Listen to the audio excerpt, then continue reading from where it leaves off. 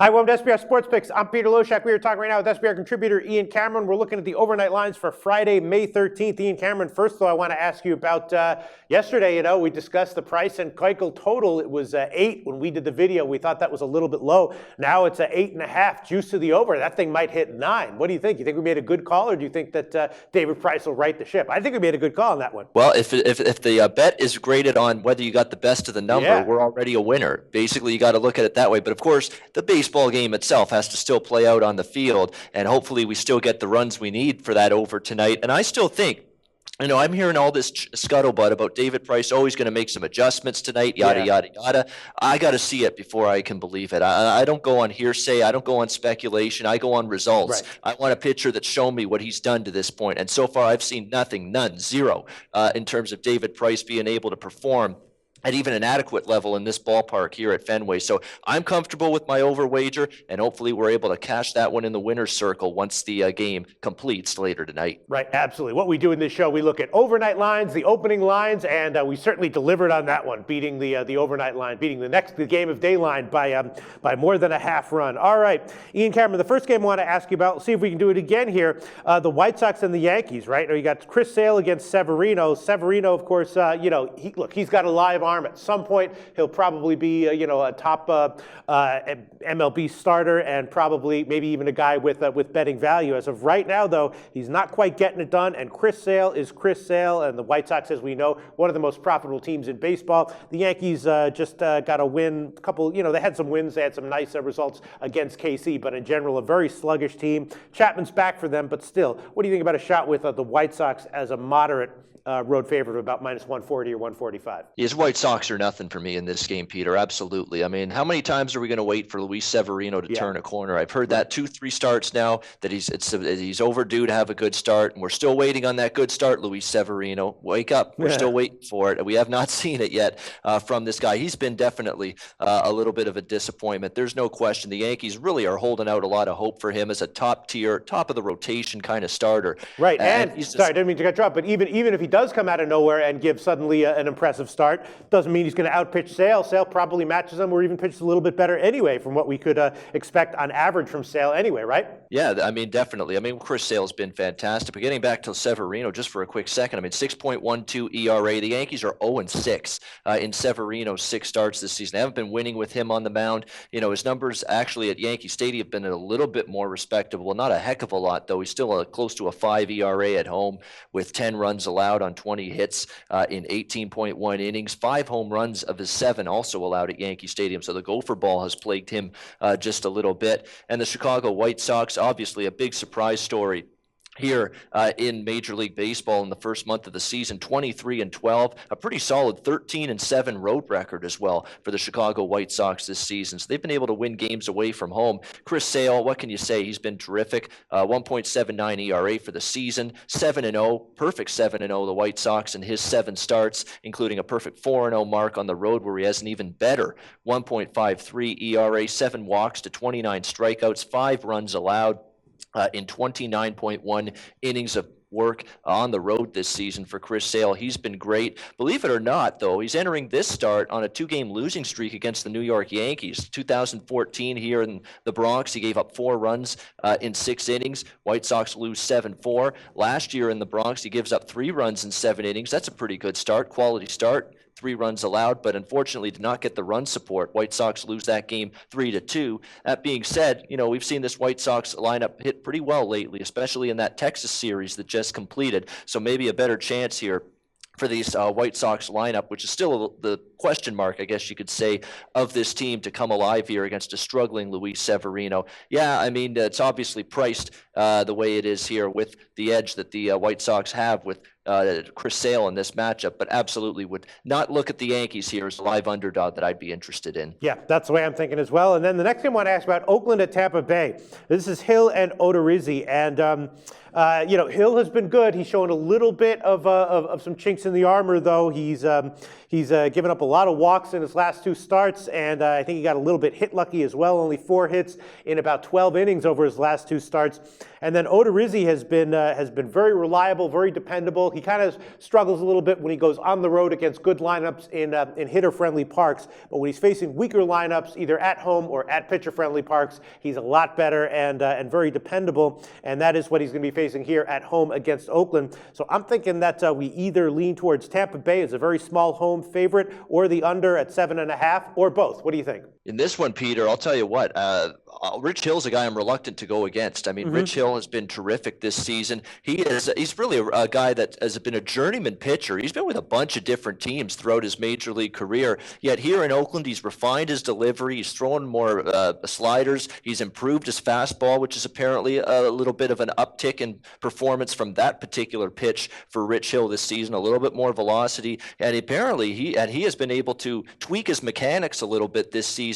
And boy, the results have been shining through for this guy in spades. He's got a 2.39 ERA on the season. How about on the road for Rich Hill? 4-0 Oakland in Rich Hill's 4 road starts, a 1.09 ERA, 3 earned runs allowed in 24.2 innings on the road for Rich Hill, and 8 walks to 33 strikeouts. I mean, his swing and miss ability right now is incredibly high. His swinging strike rate is as good as you could possibly want it. So I'm impressed with what I've seen from Rich Hill. Obviously, the mechanical adjustment that he's made, the little bit of changes, has really benefited him. Now, the Rays do have better splits against lefties. That's something they do have going for them, but he's a quality lefty right now, Rich Hill, from what I've seen. So it could be a situation where even though the Rays have hit better against lefties, this may not be a tough nut to crack in terms of Rich Hill's ability right now as a quality lefty in the major leagues. I think he's proven that so far. Reluctant to go against him, but on the flip side, you do have Jake Odorizzi, who has been pretty solid. He's been very good here at Tropicana Field, 1.09 ERA, 3 runs allowed in 24.2 innings of work at home, 6 walks to 23 strikeouts. Great numbers for him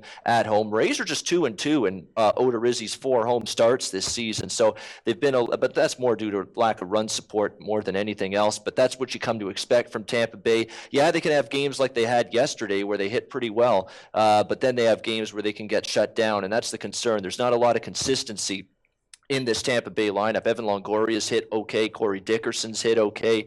But other than that, Logan Morrison, who's done nothing, 0.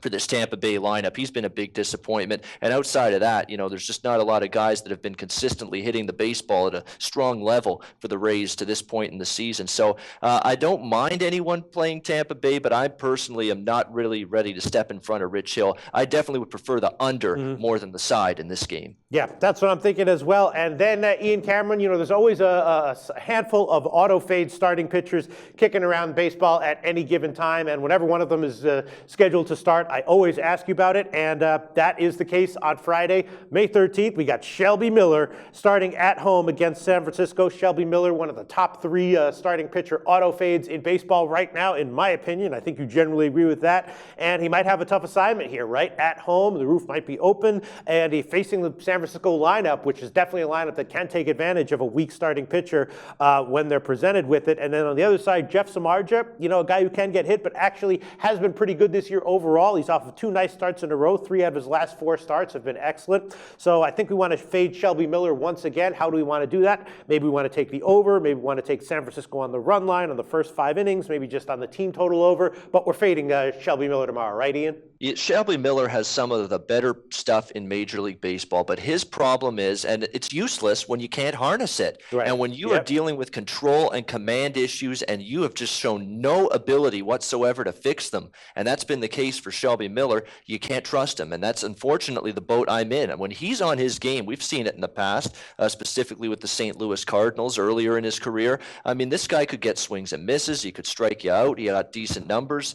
But so far this season, that walk rate is just abhorrent. It is absolutely awful. 11 walks for Shelby Miller in 19 innings pitched at home this season, 21 walks in 29 innings overall for Shelby Miller. That is just pathetic control, just no command whatsoever, just getting wild, it seems, game in, game out. He just loses the strike zone. I've seen him go through, 1, 2, 3 at-bats in a row where he throws 10 or 11 balls and just 1 or 2 strikes. I mean, he just loses complete feel of the strike zone routinely. It's been a problem for him over and over again this season for Shelby Miller. And his home numbers, Chase Field has not been fine. Latest report for Chase Field, by the way, it's very important to figure out if the roof is going to be open or closed for these home games, because the ball just flies out of there, out of that park when the roof is open. From what I've seen, the roof is expected to be open for Thursday and Friday night's game as of right now in this series. If you go to the Arizona Diamondbacks website, go to the Chase Field portion of that website, they have a roof status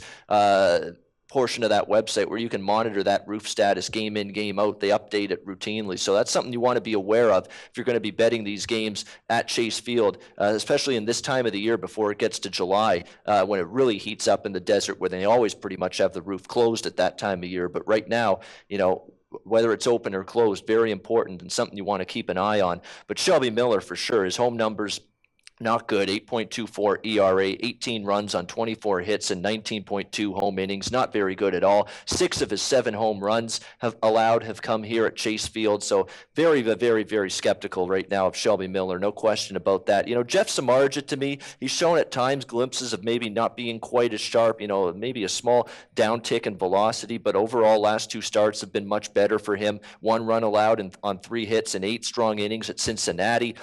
In his last start against Colorado, 2 runs and 7.2 innings of work. But the pitch count in both of those starts, a bit of a concern for me. When you see Jeff Samardzija coming off back-to-back starts where he's had 115 pitches against Cincinnati, 123 pitches against Colorado, that wears you down over time. And I'm worried that he may just not have that same pop in his arm coming off back-to-back starts where he's thrown 238 pitches combined. That's a pretty heavy workload, and that does worry me, especially if this roof is going to be open. So Jeff Samardzija, despite good current form, he could be a little bit vulnerable here to some of these Arizona power bats. Of course, Paul Goldschmidt's the guy that stands out in this Diamondbacks lineup. So I would lean to San Francisco from a side perspective, but I do have concerns about Jeff Samardzija and throwing so many pitches in each of his last 2 starts that I may want to take some insurance on this game also going up and over the total in case Samardzija does struggle. So lean San Francisco and also lean to this game going over the total on Friday night.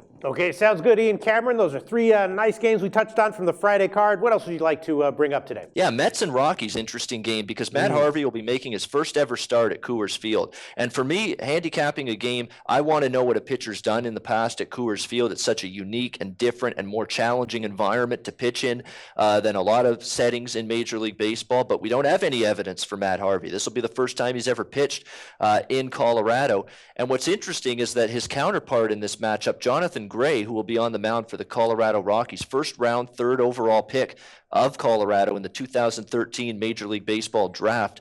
I really believe in this kid's ability. He has strung back-to-back dominant outings together against San Diego and San Francisco, 2 runs allowed and 13 innings of work in those 2 starts combined, 6 walks to 28 strikeouts in 21.2 innings of work this season. However, he's a young guy. He's got all the ability. He's got electric stuff. On the road, he's been fine. But the one bugaboo for Gray is, as a young pitcher, it's not uncommon to see this. He just hasn't figured out Coors Field yet. He just hasn't. He's had a very rough go of it at Coors Field. 11.42 home ERA in 2 starts here in Denver this season. Evidence that maybe he's just not quite ready to pitch at an effective level and shut down opposing hitters here at Coors Field.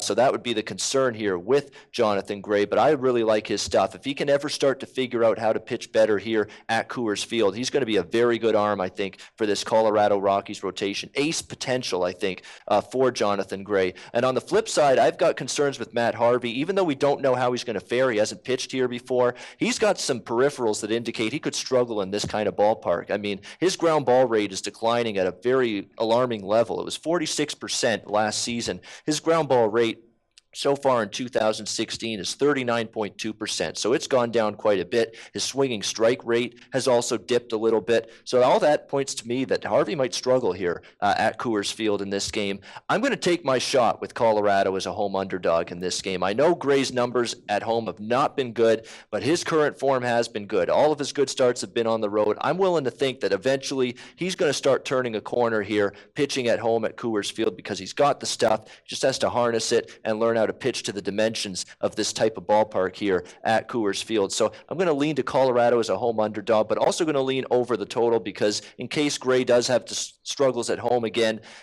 we have that over the total in our pocket as well. And also, Matt Harvey, to me, may be a guy that's going to struggle here in this ballpark because, to me, those peripherals with the ground ball rate going as low as it is so far this season. That's not the kind of profile you want for Coors Field. So I'll give a lean to Colorado as a home dog here and also over the total for the full game. Okay, sounds good. Colorado opened as a dog of about plus 120 to 130. That was the range of the opening line. Ian Cameron, thanks so much. Talk to you again very soon.